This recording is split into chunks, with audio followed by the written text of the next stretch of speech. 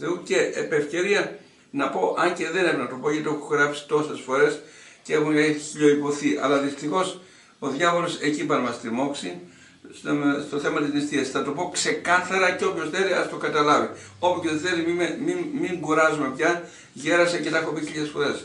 Άλλο Θεία Κοινωνία και άλλο νηστεία. Δεν έχει καμία σχέση η νηστεία με τη Θεία Κοινωνία. Καμία μα καμία. Νηστεύω όχι γιατί θα κοινωνήσω. Νηστεύω γιατί το ορίζει η Εκκλησία και κάνω υπακοή στην Εκκλησία και κάνω άσκηση εναντίον των παθών μου και νηστεύω κάνοντας υπακοή στην Εκκλησία. Νηστεύω τη Μεγάλη Σαρακοστή όλοι, άσχετα αν θα κοινωνήσω ή δεν θα κοινωνήσω. Νηστεύω την Τετάρτη στις Παρασκευές, άσχετα αν θα κοινωνήσω ή δεν θα κοινωνήσω. Νηστεύω όλες τις νηστείες που ορίζει η Εκκλησία, Χριστούγεννα, Αγίων Αποστόλων, της Παναγίας. Νηστεύω. Η νηστεία δεν έχει καμία σχέση με τη Θεία Κοινωνία.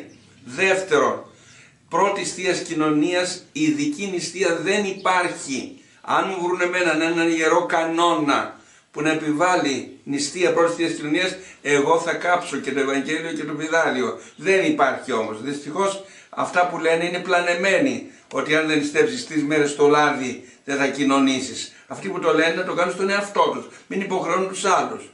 Δεν υπάρχει υποχρεωτική νηστεία. Εφόσον ο πιστός τηρεί τις νηστείες της Εκκλησίας, ως προς το θέμα των νηστείων είναι έτοιμος. Τηρεί τις νηστείες της Εκκλησίας, γιατί το πάθος λαιμαργίας και η γαστριμαργία και η πάχυνση του σώματος, όλα αυτά είναι σαρκικά πάθη. Και επομένως όταν δεν νηστεύεις, τότε έχεις Θεό την κοιλία, λέει ο Παύλος. Άρα λοιπόν η νηστεία είναι καθιερωμένη για όλη μας την πνευματική ζωή, αλλά δεν έχει σχέση για τη συγκεκριμένη Θεία Κοινωνία. Τελείως υπόθεση. Ό,τι ορίζει η Εκκλησία. Αν κάποιος δεν μπορεί να νηστέψει για λόγους υγείας, σοβαρούς λόγους, αυτός έχει την ευλογία του πνευματικού, του καλού πνευματικού και του καλού γιατρού να ξέρει πού θα κάνει κάποια μικρή οικονομία. Άλλο να κάνεις οικονομία σε κάποιον άνθρωπο διότι είναι ασθενής ή να πεις στα παιδάκια ή στα μικρά θα πιείτε λίγο γάλα εσείς.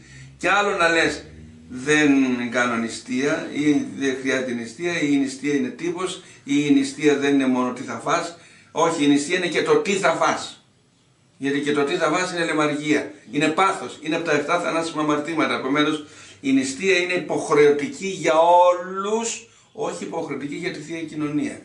Εφόσον τηρούμε τις νηστείες της Εκκλησίας, δεν ξαναρωτάμε πόσες μέρες θα νηστέψω για να κοινωνήσω. Το Σάββατο λέει τρώνε, μα μόνο το Μεγάλο Σάββατο νηστεύεται. Όλα τα Σάββατα τρώνε. Τη Μεγάλη Σαρακοστή τρώνε το λάδι. Ασφαλώς. Τις άλλες μέρες που δεν είναι Μεγάλη Σαρακοστή τρώνε οτιδήποτε. Δεν θα φάω το βράδυ του Σαββάτου, θα φάω μέχρι το μεσημέρι. Πού υπάρχει στους κανόνες τέτοιο πράγμα? Διότι έτσι εμπόδισε ο διάβολος τους ανθρώπους να μην κοινωνούν, διότι δεν είχαμε φτάσει πολλές φορές σε μερικά μοναστήρια, δυστυχώς ακόμα υπάρχουν μερικά μοναστήρια, όχι υπάρχουν δυστυχώς και ξέρω μερικά μοναστήρια, που δεν κοινωνούν την Κυριακή, το καταλαβαίνετε, Κυριακό δείπνο, γίνεται Θεία Λειτουργία και δεν κοινωνούν, διότι το Σάββατο έφαγαν λίγο λαδάκι. Πού το βρήκαν αυτό γραμμένο? Αυτό είναι ασέβεια, αυτό είναι αίρεσης. Και κοινωνούν το Σάββατο διότι νήστεψε λέει την Παρασκευή. Μα την Παρασκευή νήστεψα, είτε θέλω είτε δεν θέλω θα νηστέψω την Παρασκευή, γιατί έτσι ορίζει η Εκκλησία. Και αν θέλω να κοινωνήσω και το Σάββατο, θα κοινωνήσω. Αλλά δεν θα εμποδιστώ από τη Θεία Κοινωνία της Κυριακής, που είναι το κατεξοχήν Κυριακών μυστικών δείπνων. Η Κυριακή είναι το Κυριακό δείπνο. Άρα λοιπόν να τα ξεχωρίσουμε τα πράγματα και να πάψουμε πια να μας ρωτάνε συνέχεια τι θα φάμε, τι θα πιούμε πριν από τη Θεία Κοινωνία. Θα τηρούμε τις νηστείες που λέει η Εκκλησία. Τελείως υπόθεση. Από εκεί και πέρα θα προσέχουμε τα πνευματικά πράγματα, τα πάθη μας, το κοτσομπολιό μας, την κατάκριση, τις βρισκές, τα σαρκικά πράγματα, τα μάτια μας, τα αυτιά μας, όλες τις αισθήσεις μας, αυτό που λέει μια ωραία ευχή στην προηγερμένη λειτουργία, όλες τις αισθήσεις μας αγίασέ μας Κύριε που λέει. Έτσι λοιπόν να προετοιμαστούμε σωστά και να μην κολλάμε στο λαδάκι. Το λάδι θα το νηστεύουμε, το λέει η Εκκλησία. Το λέει η Εκκλησία. Το νηστεύουμε, είτε κοινωνήσουμε είτε δεν κοινωνήσουμε. Ένας άνθρωπος δεν μπορεί την Κυριακή αυτή να κοινωνήσει γιατί έχει κανόνα από το πνευματικό του να μην κοινωνήσει γιατί έπεσε σε μια μεγάλη αμαρτία. Δεν σημαίνει επειδή θα κοινωνήσει μπορεί να φάει σουβλάκια. Η νηστεία είναι νηστεία. Είναι περίοδος νηστείας, τελείως υπόθεση. Δεν έχει καμιά σχέση αν κοινωνήσει ή δεν κοινωνήσει. Ούτε κοινώνησα διότι νήστεψα. Δεν σου προσέφερε τίποτα η νηστεία για τη Θεία Κοινωνία. Σου προσέφερε η προσοχή των αισθήσεων, η προσοχή των παθών, η ελεημοσύνη, η αγάπη, όλα αυτά, και να τα ξεχωρίσουμε τα πράγματα, διότι οι άνθρωποι δυστυχώς έχουν μια σύγχυση και το μόνο που σε ρωτάνε, θα φάμε ή δεν θα φάμε τη Μεγάλη Πέμπτη? Όχι, δεν θα φάμε τη Μεγάλη Πέμπτη. Η νηστεία είναι μέχρι το Σάββατο το βράδυ. Δεν με ενδιαφέρει τι λέει το τάδε τυπικό. Δεν με ενδιαφέρει. Ούτε λέει τι λέει το Άγιον Όρος, με ενδιαφέρει εμένα. Μέχρι πρότινος το Άγιον Όρος δεν κοινωνούσε κανείς την Κυριακή.